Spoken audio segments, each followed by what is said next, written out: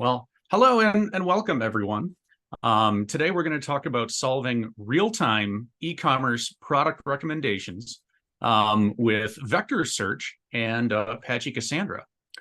This presentation actually started out as a workshop that we run on our YouTube channel called DataStax Developers. And the idea was that, hey, we would show how to use Cassandra and DataStax AstroDB in the context, in the use case of e-commerce, and each different session would be like building out a different e-commerce subsystem. So of course, when we added vector search to AstroDB, I thought, oh, hey, this would be a great way to show product recommendations. So yeah, this is going to be a pretty cool session. Real quick, little about me. My name is Ploetz. I'm a developer advocate for DataStax. I actually have about 15 or 16 years of experience in the e-commerce and retail space. I worked for Grainger for a long time. I worked for Target for about 6 years. Got my start in the Apache Cassandra community when I was at Grainger. So I've been a part of that community for about 12 years now. I also host a couple of shows and podcasts. One is the Apache Cassandra Corner, and then I help co-host Real-Time Java and AI on LinkedIn Live with Mary Gogelski, who's also a developer advocate from DataStax. And I've also worked as an author on a few books. So yeah, that's enough about me. So today, this is our agenda. Oh, and by the way, the last time I gave this presentation, I kind of redid it with a Cyberpunk 2077 theme. So that is what you're going to be seeing today. That's where the Cyberpunk influence came from. So there you go. But we're going to start out by talking about the underlying architecture of how we're going to build out this recommendation subsystem today. Kind of focus a little bit on e-commerce use cases, but specifically recommendations for products. We'll go into the data model and talk about how we're going to build this out, behind the scenes.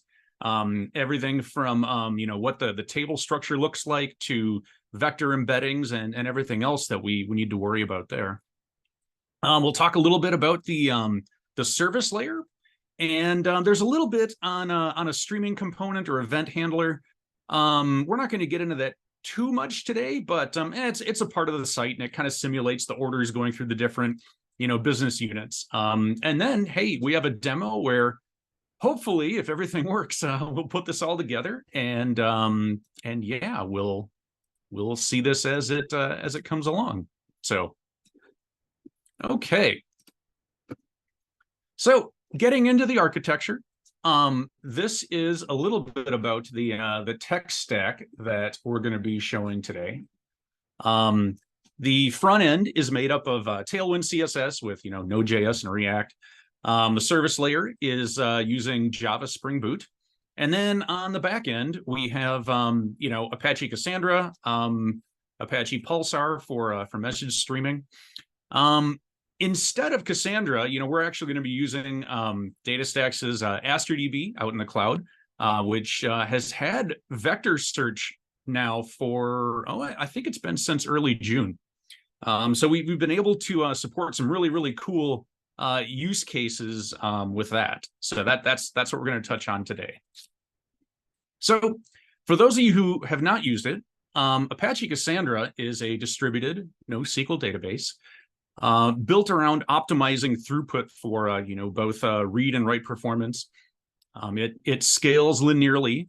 So essentially what that means is that if you have a 3-node cluster and you're getting 10,000 ops a second on it, and you need to scale up to 20,000 ops a second, you can also double your cluster size to 6 nodes to get that. Just as an example, but that's what linear scalability means there. It's highly available, so Cassandra is designed from the ground up to support limited amounts of like hardware or database instance failure and keep on going. My favorite feature of Cassandra is actually its data center or geographic awareness. So let's say that you have a website that's serving customers across the US and maybe even into Europe. you'd have data centers in, on like the East Coast and the West Coast, and maybe one in Central Europe, and you can scale your cluster across all of those, and that helps your customers not have to jump across the pond just to do a data call. So it really helps get your data to where your customers are at. And lastly, Cassandra is platform agnostic. You can run it in AWS, GCP, Azure. You can run it on bare metal. You can run it in OpenStack. You can run it on Kubernetes. I've even seen people run it in Raspberry Pis. Now, I don't recommend that. But the bottom line is that it will pretty much run anywhere, and that's kind of again one of the benefits of Cassandra. Okay, so again, kind of the impetus and the idea behind this presentation and behind the workshop was that as web users, we don't want to see this. Nobody wants to see, a website load like it's 1995, where we're sitting there waiting, and then maybe after a little while you see that, and then maybe some more things come through and you see that and that and that and that. Definitely not what we want here. So, again, the whole idea behind having a session on this is trying to walk through some best practices and really help avoid the database or the service layer being a bottleneck. So behind the scenes, just above the data layer, we will be using Spring Data Cassandra. Offers easy connection property management in the application.yaml file, or application.properties for those of you who don't like YAML. Yes, I know you're all out there. Nice thing about Spring Data Cassandra, reduces a lot of that repetitive boilerplate code, takes care of a lot of things on the repository side for you.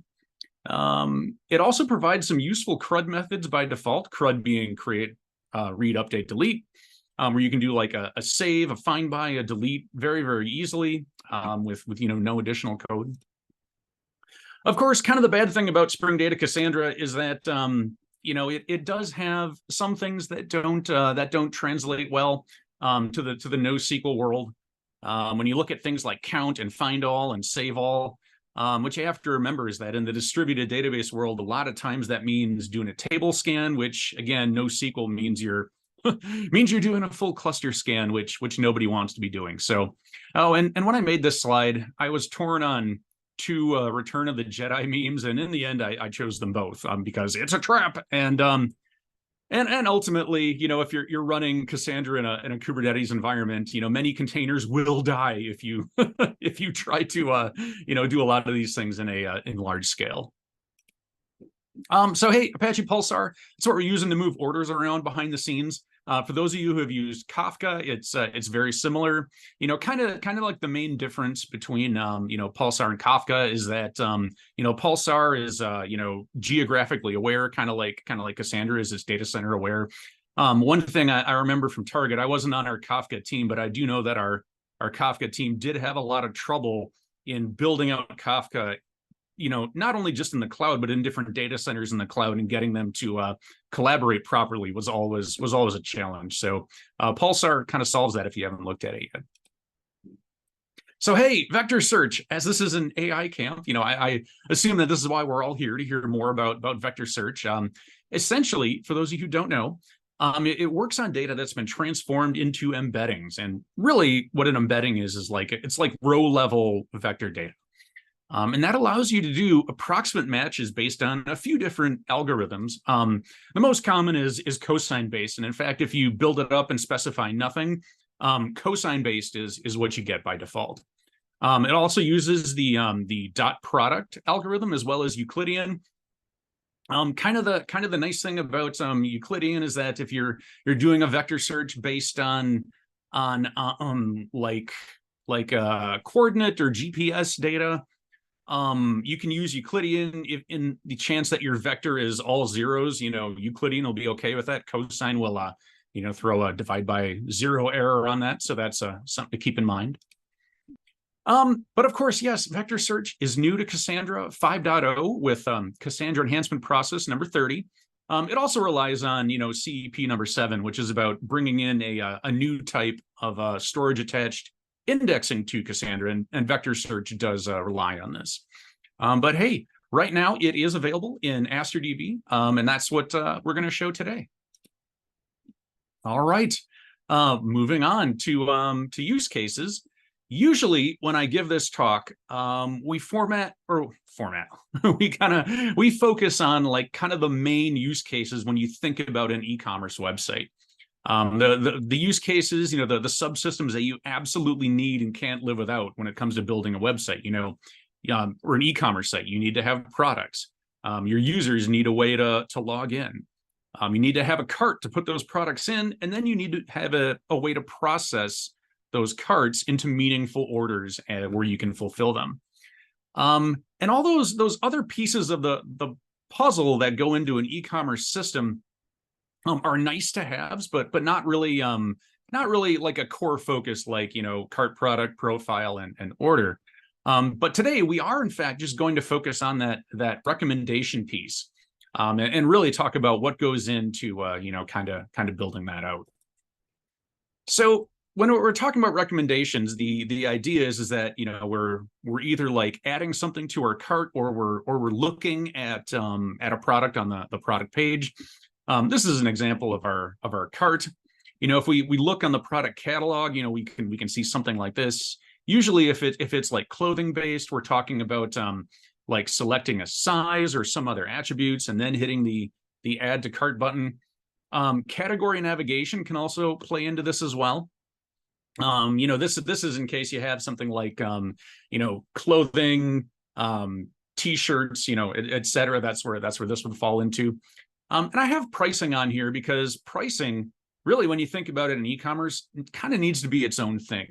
When you look at a lot of demos online, you'll see price basically as an attribute on product, and I mean that works if you're running at like a smaller scale, but for the the larger e-tailers of the world, when you're talking about having a website that serves multiple geographic areas, as well as, a couple thousand stores spread across different areas, your prices are not going to be the same everywhere.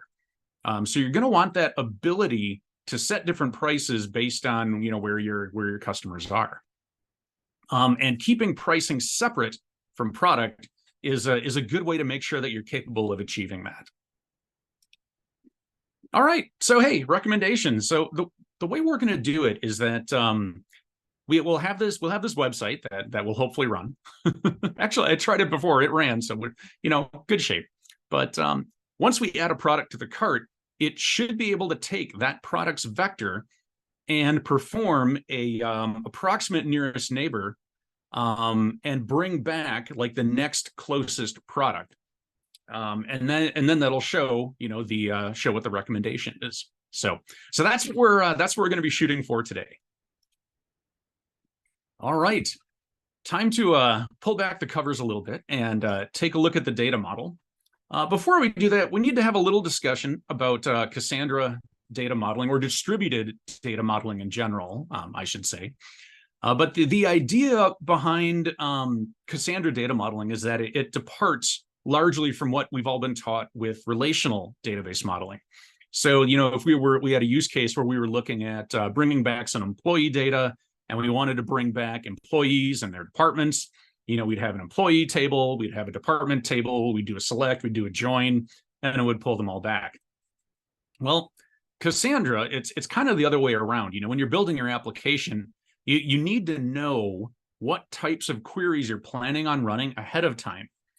So in this case, we'd say, well, we want to pull back employees with their departments. And then what we would do is we would rebuild a table just to suit that query. So as you can see, we get our employees back, and we get their department data as well. And that, again, that's a specifically built table toward a particular query. This has some advantages. It gives you fast reads. It's a simple query model. And one of the dirty little secrets actually of the relational database world is that building tables to suit queries actually improves performance there too, but they don't like to talk about that much. There are some cons. With this model, you do get some data duplication, but really, I mean, that's that's okay. What you have to understand is that relational databases evolved, during the late 70s, early 80s. E.F. Codd wrote his famous paper in 1970, actually, when he was a consultant for IBM. But the idea then was that disk space was this limited resource. In 1980, even if you go back and look at some of the pricing sheets out there that are still floating around on the internet, you'll see that IBM was charging I think it was like $1 million if you wanted 1 gigabyte of storage. And if you ordered that, a big truck would come by and like 2 IBM guys in lab coats would get out with a cart and kind of wheel this thing up and put it next to your 3270 mainframe, or your 370 or whatever it was you had. But the thing is today is I can go to newegg.com and I can buy a 2 terabyte drive for like $50. So disk space is no longer a restricting factor anymore. So along with modeling, we need to talk a little bit about Cassandra primary keys.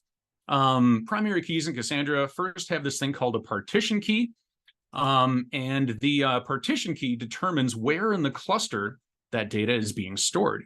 And what you can do is, if you want, you can actually take a partition key value and run a murmur3 hash on it to get a token number. And that token will tell you, where in the cluster that's stored, because only specific nodes are assigned specific token ranges. So that partition key really does work for proper query routing, and having a good, unique partition key really does help your data distribute better. The other types of type of primary keys that we have in Cassandra is called clustering keys, and clustering keys essentially enforce that on-disk sort order within a partition. And it also provides a little bit of uniqueness. So if you think about our prior example of an employee table, where we partition our employees out by department, so that way we can select an entire department's employees. Maybe we pull back their name as a clustering column to kind of get that sort order by name. And then maybe we have employee ID for uniqueness, just in case we have 2 employees who have the same name. That can totally happen. So that's just a little example of what you'd use a clustering key for. Cassandra also has, secondary indexing. Oh, someone needs to hit mute. Anyway, so secondary index is a structure that allows table lookups by columns that are not a part of the primary key. It tends to work on varying levels of cardinality. So if you have a column that's like very unique, secondary index isn't going to be very good, because it's going to have to do a lot of searching to pull back valid values for that. Those indexes are going to get kind of big. Likewise, if you have extremely low cardinality, like secondary index on a Boolean is going to pull back a lot of values, especially in a large cluster. So for a lot of cases, a manual index makes sense too, where you essentially create another table for that. And that's kind of how to solve the high cardinality value problem. We're actually going to use a secondary index today on our vector column that's going to help us pull some of that back. All right, so I get asked a lot, for data modeling, what are some good tips for Cassandra or for large scale in general? And really, I end up telling folks a lot of the same things. It's data that's queried together, should be stored together. Try to use high cardinality partition key values. That's going to help with distribution. Try to avoid full table scans, because again, NoSQL, that means full cluster scan. And keep things small. Try to keep your column values, your partitions, and even your results set. Try to keep those small. The smaller you can keep that all, the happier you're going to be. So this is just, speaking of data model, just a loose diagram of how each of our subsystems, kind of work together. The one that we're going to focus on today, of course, is product. And, the idea is that, both carts and orders contain products. Products have quantities, once they get added to a cart or to an order. I suppose, I could have added a relationship here for, product to pricing. But yeah, something for the future.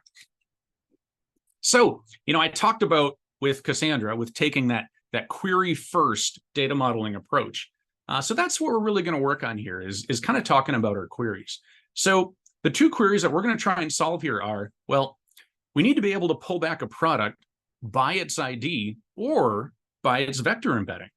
And secondarily, along with that vector embedding, we need to be able to query with an ANN or an approximate nearest neighbor of a product vector.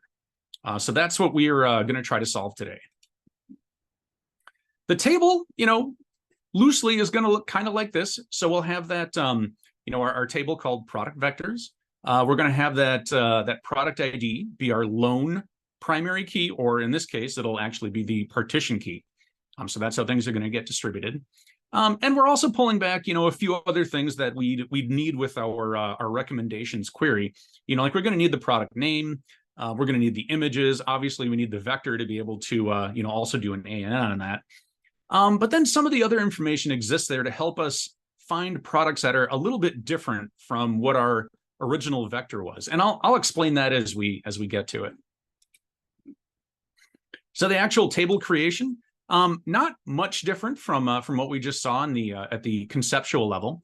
Yeah, I do have images as a collection. So like actually that shouldn't be. Oh yeah, set of text. That's right, because it's the file names. Yeah. Because you could have more than one image for a product. Although with the example we're going to see, we actually don't do that, but that's okay. The only other thing worth noting here is that we have a vector, which is a 32-dimensional float. Now this is actually a smaller vector than you're probably going to see in a lot of other types of popular natural language processing algorithms. Like I think, for instance, if you're querying against OpenAI, and I forget which text embedding one it is, but it's like 1,536 dimensions. So they can get kind of big. And I do see a question in the chat about how do you generate or calculate a product vector? I'm going to get to that in just a little bit. So hold on. So, like I said, just a little bit. So vector embeddings. For this one, usually what you do is you'd run your whatever your main column is. So in this case, we're vectorizing the name column. So we have all these products, we have product names, and we're going to vectorize those names into embeddings to be able to tell which ones are similar, which ones are different. For our approach, yeah, thank you. It's the text embedding ADA 002 model. That's the one that has 1,536 vectors. Yep. Oh, sorry, just looking at the chat. But in this case, we're going to use like a very, very simple NLP approach called bag of words. And really what bag of words is, it's not used much anymore. There are a lot more, advanced NLP models or approaches out there to pick from. But this is one of the easiest to explain for folks who really haven't done a lot of this. So the idea here with the bag of words is that we have a 32-word vocabulary for our products. Now, if you remember, that matches up with the dimension that we specified for our vector. And each dimension is actually going to represent a word from that vocabulary. And a product basically gets a 0 or a 1, depending on whether or not it has that word in its product name. So simply put, that is how we're gonna drive our data and drive our results today. So our vector search is going to be an ANN query. Essentially, it's going to look like this. We're going to select from that product vectors table. We're going to order by product vector, have it do an ANN of, and then actually put a full 32-bit or 32-dimension vector embedding there. And then limit 8. We're going to pull back the 8 closest products to whichever vector we search on. All right. So a little about the service layer. This project that I have here actually does have a Swagger spec. And the product service itself, has mechanisms to pull back, all of the product data by ID.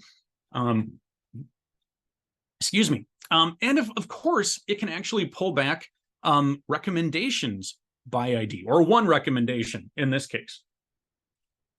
So the idea here is that we have this products service, and we have a promo product that we're sending it, and we're going to get back the recommended product from this service, and we're doing it by ID. Now, under the hood, this is just some simple Java code. I hope you all can see that okay. But the idea here is that we're sending this get promotion product service a product ID, and we're pulling back that original, that initial product. We're pulling back all of the data into a product vector object is what we're going to call it. We're also checking whether or not that call succeeded, so we can have verified that there's actually a product that got returned before we start operating on it. And the idea is that we're going to make a second call based on the product vector. And that's actually going to pull back this list of products here. So what's going to happen is once we get that list of products, as long as there's more than one, because when we search by ANN, especially with a vector that comes off of a product, we are going to get a 100% match, which is going to be the product that vector came from. Now, in order for this to be useful, we need more than one so that that we can go ahead and use the next one. But the idea too is that when you do this product match and we do it by product name, especially in like the clothing industry, it's going to pull back. If you search by the XRL, you're just going to pull back large, small, medium, 2XL, 3XL. So really what we want to do is we want to look at the product group ID, because as soon as we get one back that's a different product, it's going to be in a different product group. That's when we know that we found a match that's a different shirt or a different, not just a different attribute of the same product. And then we'll return that, and that should be our recommendation. Okay, real quick on streaming. I know I said I wasn't going to talk a lot about it, but really it just the idea here is that this is what backs the order processing system, so that you could have a Pulsar or even a Kafka cluster with different topics behind the scenes, so that when you place that order, initially it goes to pending. Someone in the warehouse, on a forklift or maybe even a robot will see that pending order, and it'll go out and pull products off the shelves and then bring all those products back and say, hey, this order's been picked, so it'll change status. Those products will then go onto a conveyor belt where they'll get like packaged up and they'll get shipping labels, and then they'll end up on a truck, and that's when their status becomes shipped. And complete is really when, after it's been on a truck or a number of trucks or maybe even an airplane in the middle, the delivery guy picks up the package, takes it out of the truck, puts it on your doorstep, snaps a picture, and then also sets it to complete. So really that's what this is how an event processing system like or a streaming system or event broker like Apache Pulsar can help you support. All right, well, let's have a look at the demo here. So what I'm going to do, let's see here. First, I'm going to break out of my presentation, and I'm going to check and make sure that my database is still good. Now, for AstraDB, we actually have a command line interface. For those of you who have followed DataStax, maybe you're on our YouTube channel. You probably know who Cedric Lundvin is. He kind of runs our tools team now, and he actually wrote this like himself in his spare time. But I can do an AstraDB list. Oh, I might want to spell list correctly. There we go. I can see that, I have my vector DB, and I can see that it is active. So let's go ahead and say AstraDB CQL shell, and I can put the name in of vector DB.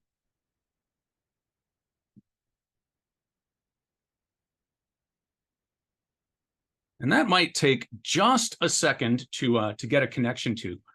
But the idea here is that we're going to go in, we're going to have a look at the underlying tables, pull back some of the data that's there, and I'm in the e-commerce key space, and actually you can see all of this.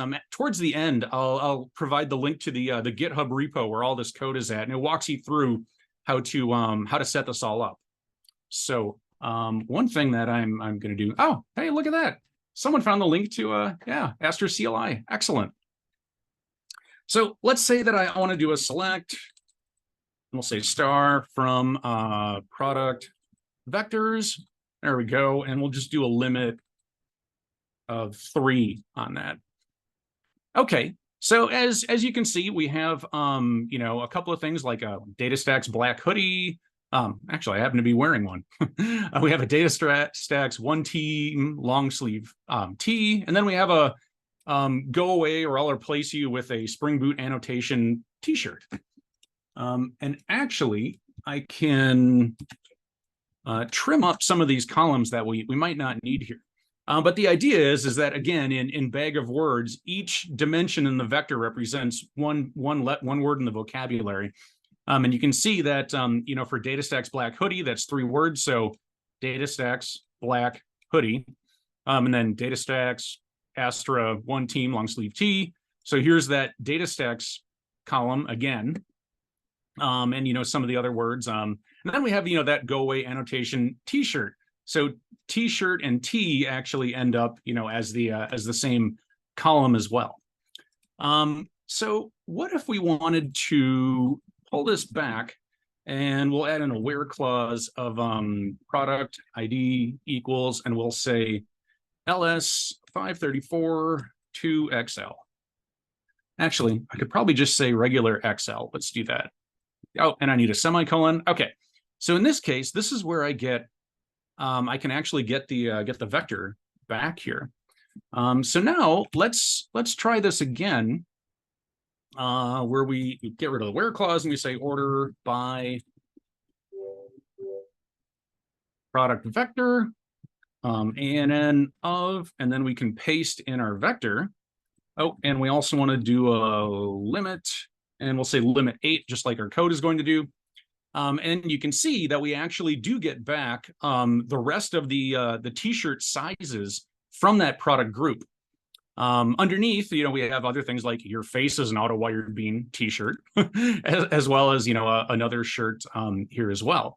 One thing worth noting too is that on each individual product here, the sizes are actually kind of on the end of the vector here. So like, XL is right here, and this is 2XL, small, medium, large, 3XL, et cetera, et cetera. So this is just kind of how that vector was built up. Now, if you actually want to see how, what the rankings are between each of these, we can take this one step further. Actually, I don't need to pull product vector back here because it comes back on its own with one of these queries, but I can do a similarity cosine function and say product vector, and let's see, we're going to want to grab that vector again. There we go. And now if we try this, that's right, we'll say we'll just call it similarity. There, how about that? Okay, so now you can see the ranking that it comes back in. So in using that XL of the go away annotation t-shirt, you can see we get a 100% match on that extra large. The remaining t-shirt sizes of that same product come back as 90% matches. But if we go a little further down here, you can see that this next one is a 68% match. So this is actually how we're going to drive a lot of our results here in the service. So let me exit out of that, and now let's do a let's see, start.shell should do everything I need here.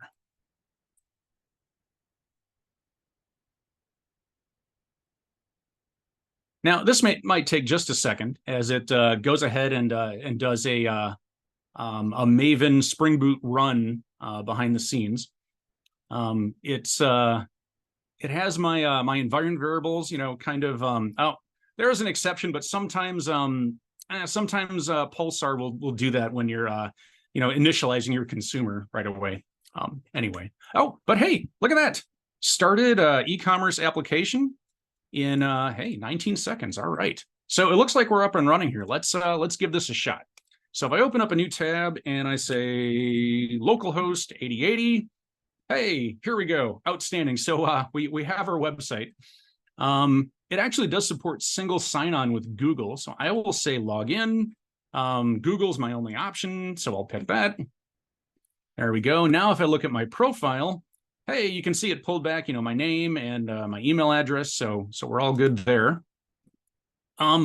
Let's go ahead and say t-shirts.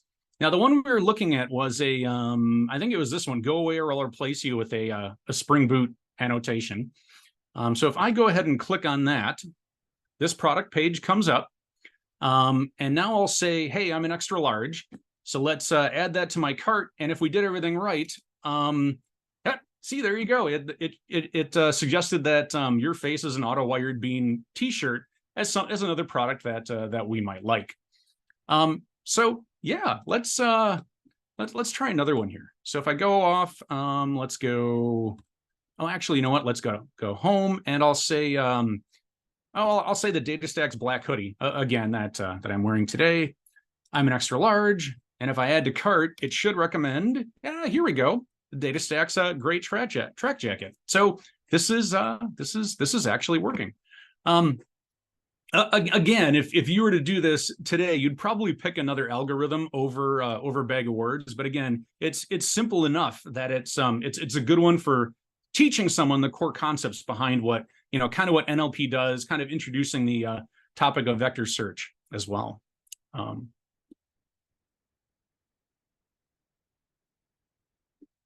So a confusion about product vector from the chat. Is each value in the vector representing a dimension a word? If so, how come the values are only 1, 0, and 1? Yes, each value in the dimension is representing a word from the total vocabulary. And the idea is whether or not that product, it either has that word or it does not. So if it does not have it, it gets a 0. If it has the word, then it gets a 1. And are we feeding images to the model to get the embeddings? No, this isn't doing any kind of image processing. This is just pretty simple. All right. So let me go ahead and fire this back up. Oh yeah, here on the bottom is my Git repo. So that's github.com AAR0NP workshop e-commerce prototype. There's also a workshop e-commerce. I forget what the other one. I think it's just application. And it's also in our DataStax devs repository as well. But I have the prototype just for me while I have the vector search stuff in there.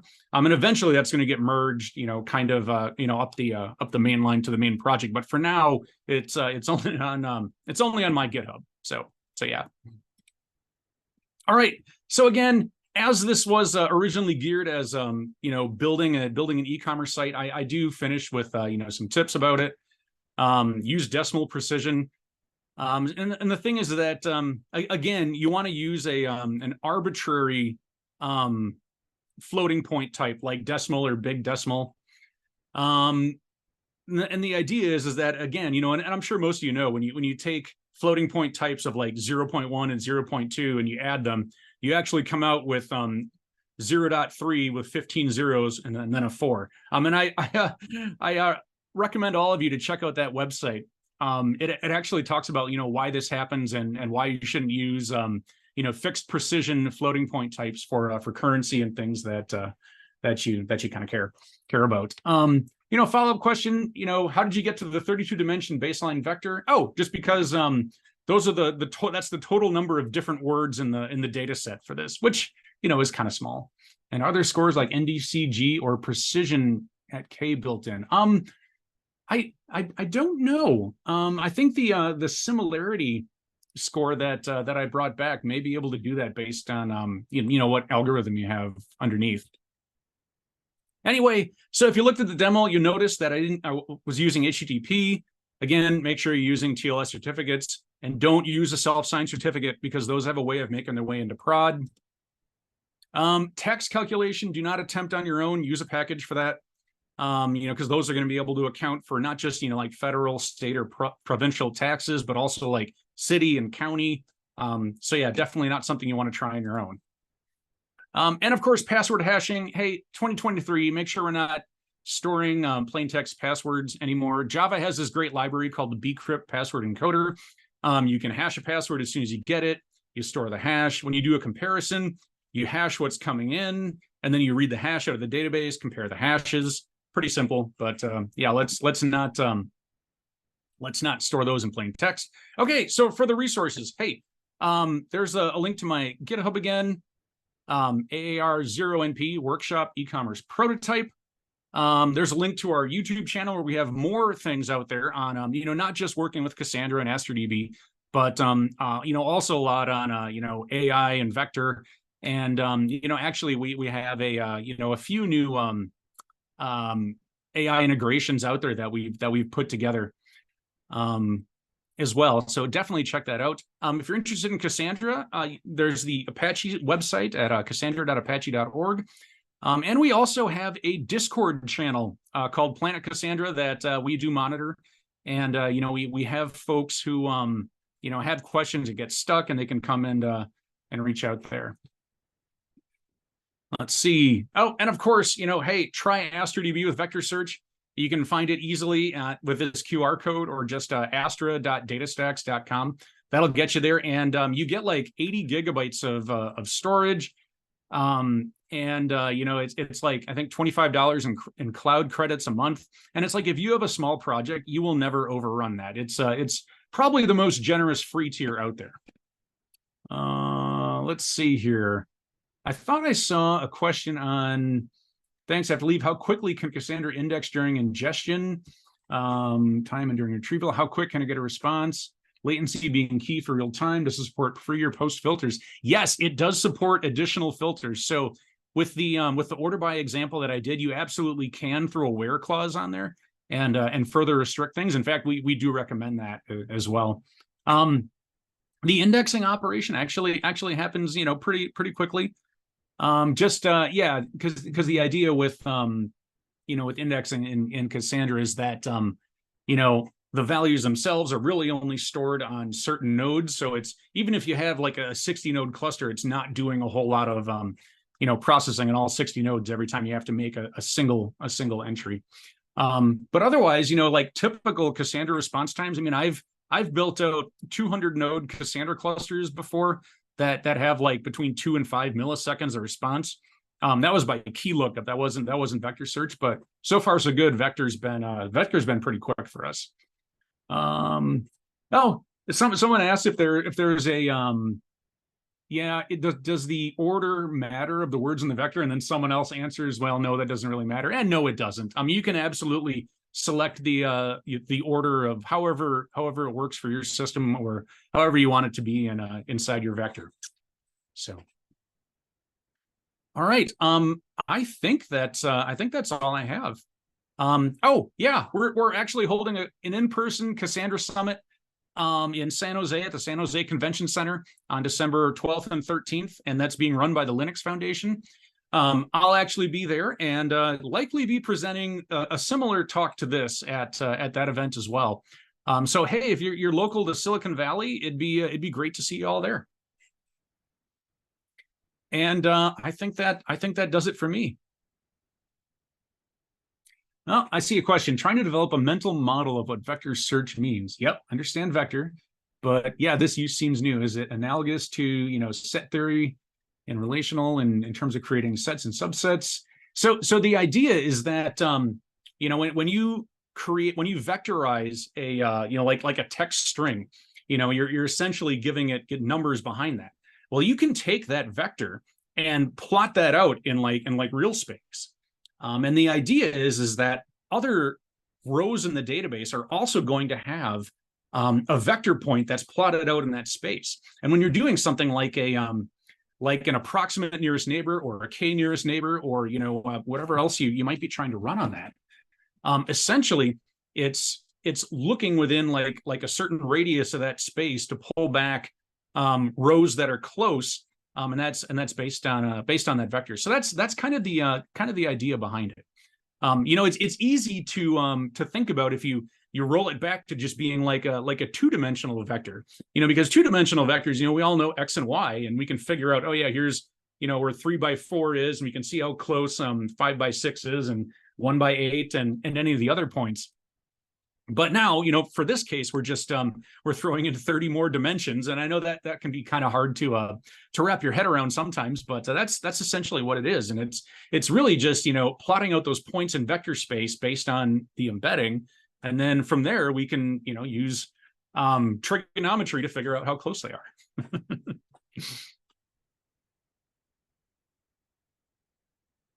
All right. Well, I think that's, again, all I have. So thank you all very much. I will stop sharing. Thank you so much, Aaron, for the interactive session. I would just request everyone, how do you like the session? Put your comments in the chat. Would really love to know. And if someone has any question, feel free to unmute yourself and ask the question.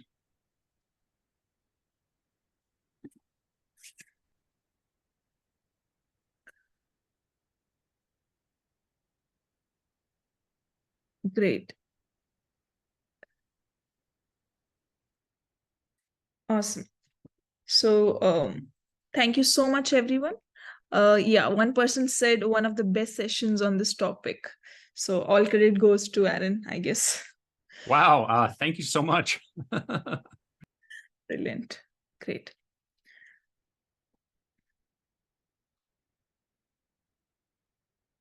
Okay. I'll still wait for any question. We have 3-4 minutes more. Feel free to shoot questions.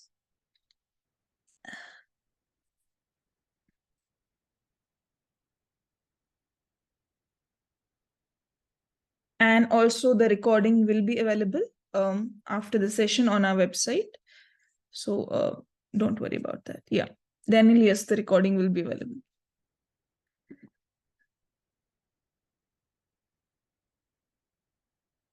Okay, we have a question, Aaron, I guess. Yeah. Is there a scope to build a vector matrix linking information from different domains? You know what? I don't know. You know, the thing is that, you know, when you're looking at you know, a lot of this data, in some cases, you know, I should say a lot of cases, it makes sense to try and limit it if you can. You know, obviously the shorter your vectors are, the faster they're all going to process. So, you know, a lot of times, yeah, if you have a big, you know, a big like corpus of data, and you know, and a lot of vectors to you know, to kind of build out in vector space, yeah, that can get tough to do. You know, one thing that I've done in a couple examples is to take like different product types and make them in their own vector space. That just seemed to work a little bit better, just based on the use case. But yeah, no, Arnav, that's a good question. Yeah, to be honest, I don't know for sure.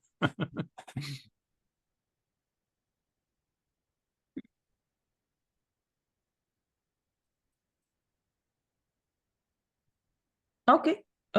Great. Thank you so much, everyone, and to Aaron as well. If anyone has any more questions, please ask. Otherwise, we'll be closing the session. Oh, and feel free to reach out to me on LinkedIn. Yeah. Happy to I think connect. I should put your LinkedIn in the chat.